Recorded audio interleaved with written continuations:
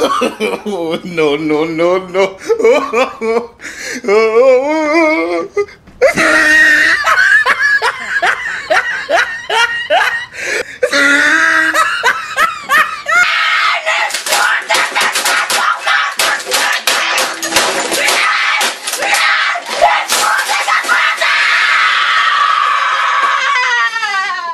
What's up, nerds? I've been playing the Steel Division 2 beta for the last couple days, and I've amassed over 12 or 14 hours of playtime, so I feel like I can kind of get a grasp of the game now and how it plays.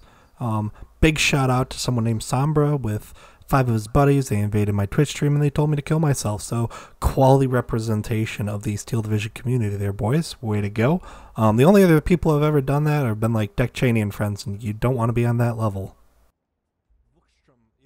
So before I hop into any of the pros and cons of the general gameplay that I've found, this is coming from the perspective of someone who played a lot of StarCraft and a lot of Wargame. I have over 1,000 hours in Wargame, which I guess qualifies me as a degenerate in many countries. And I was decently high ranked as a lieutenant there, but it was kind of dead by the time I really got into it, which is unfortunate because I really enjoyed it, and it had degraded into just healer rushing your enemies or cheesy rushes or cheesy openers. So we'll start with the pros. In general, the gameplay of Steel Division 2 is a lot better and more refined than Steel Division 1. The engagement ranges are more realistic now. There is unbridled meme potential in this game. I mean, the crying wereaboo memes are going to be absolutely glorious. I can't wait for them. So I've been enjoying the beta. Like it's not been as bad as I would expected it to be. Well, let's go with some general cons that I've found. You still have a lack of a matchmaking system, and that's gonna cause some issues down the road, and I'll elaborate on that later. You can't really even look at stats or anything for players. Just some weird UI graphical things going on. And the graphics engine looks pretty much unchanged from Wargame, which was a 4-year-old game. But it's an RTS game. You don't exactly expect vivid, perfect visuals on all your small units. I mean, the tanks look good and everything, so it works. So let's get into some pros and cons about the game mechanics and the general gameplay and how it feels. We'll start with the pros here. The line of sight tool, even this newest version, is wonderful. I mean, we would have killed for that in Wargame because that was just one of the most obnoxious things to try to figure out. The new capture point system works amazing. It is fantastic. It forces people, you either push or you lose. So push and make a good attempt to take that capture point, or you slowly lose. And it works really well, and it kind of makes the frontline system even feel kind of pointless and useless. Like, you could remove the frontline system completely, and the Conquest game mode wouldn't even really change. So my cons for the gameplay mechanics are a little longer in this situation, because it feels like they tried to combine some things from Wargame and Steel Division, and it didn't work out very well in some situations. For instance, the surrender mechanic and the morale mechanic for this it feels kind of weird. Like, units will just immediately surrender and everything. Like, you can have a recon unit next to a tank that's falling back and its morale is broken, and then it'll immediately surrender. And I don't think that would have happened on the Eastern Front. There probably wasn't as much surrendering as this kind of shows. They would probably fight to the death and try to murder each other. It just kind of feels like that the morale and the surrender mechanic is just kind of gimmicky and kind of cheeky like this. Exactly. You got flame infantry just melting them, and they would just die. They wouldn't surrender. I mean, I just don't get it. Another thing is not allowing heavier vehicles like half-tracks and tanks to drive into heavy forest, because I mean, they could drive through a forest. It's just going to be slow as hell, and they're going to pay a substantial mobility penalty for it. But that kind of kills off the ability to support your infantry with half-tracks, which would be an excellent way to counter the flame infantry squads that are so strong right now. Is, oh, you wanna try to light my infantry on fire? I'm just going to cut you down with a half-track. I don't know why that was ever changed, because it would change a lot of things for the game, and it would bring a fun dynamic. You would actually have fire support vehicles and stuff instead of mostly infantry versus infantry showdowns, which are usually won by whatever unit has the higher veterancy, most machine guns, or has flamethrowers attached to them. I also feel like time limits are something that should be implemented into the game, or maybe a lower points limit, so that you can't have a strategy of prolonging games for an hour and then pushing with a giant blob of tanks or something when your enemy has already exhausted all of his units. It's just not enjoyable gameplay. And I mean, yeah, it works, but it doesn't feel doesn't feel right. Now, the last and the biggest issue I think this game has is an issue that almost every other Eugen title has had, is that you have no actual matchmaking system and you rely on a lobby system.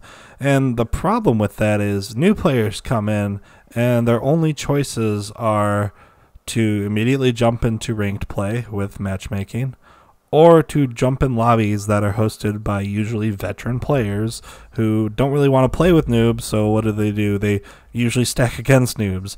And then you just have pub stomping, or seal clubbing as we call it, and you just destroy these poor new players. And what happens when new players get crushed repeatedly is that they don't want to play the game very often. So it cuts down on new players coming into a game, which is unfortunate, because if you want your game to expand and grow, you need an influx of new players. And even if that is coming from just word of mouth and no advertising, you still need the new players to stick around and enjoy the game.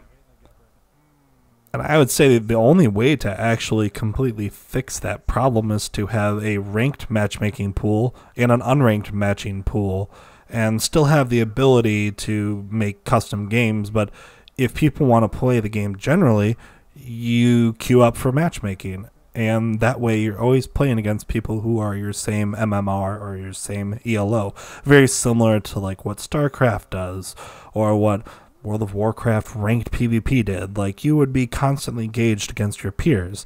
And if you were good, you played against better players and better players and better players until you hit like your ceiling.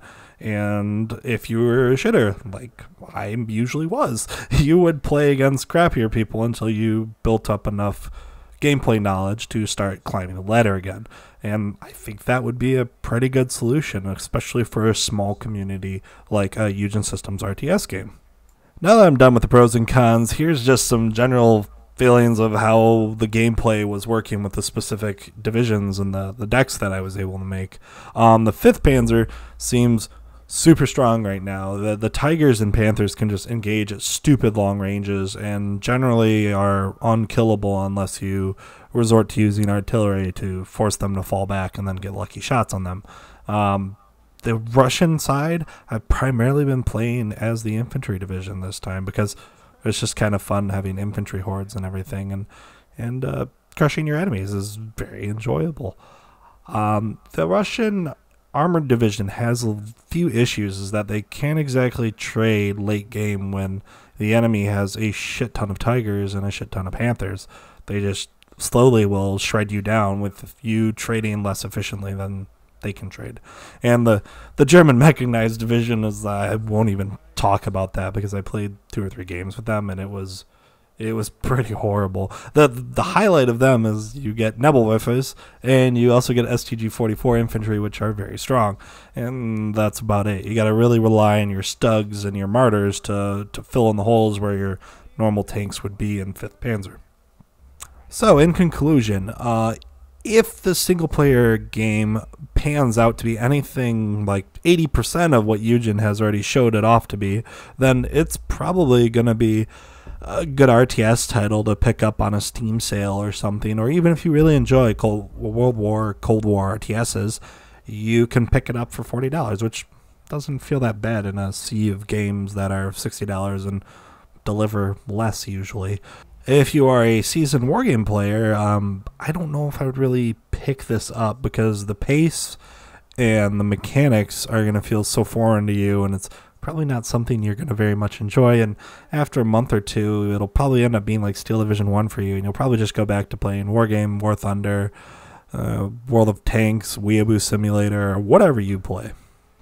I would say for this game to be a commercial success, you would have to implement some sort of matchmaking system, because that's the only way you will foster new players when they come into the game and avoid them getting the Steel Division or the Wargame experience where they join a stacked lobby with veterans and get absolutely shit on, and then they don't touch the game ever again, or they only touch the game once a week. If you want to have an active player base, I think the easiest way to have that would be a matchmaking system. And without that, you're just going to have the same old from Eugen, and this game will end up being exactly like Steel Division 1 was. And it'll have no player base after 2 to 3 months, and that would be kind of unfortunate because they've put a good amount of effort in here, and this is a great change compared to Steel Division 1, in my opinion.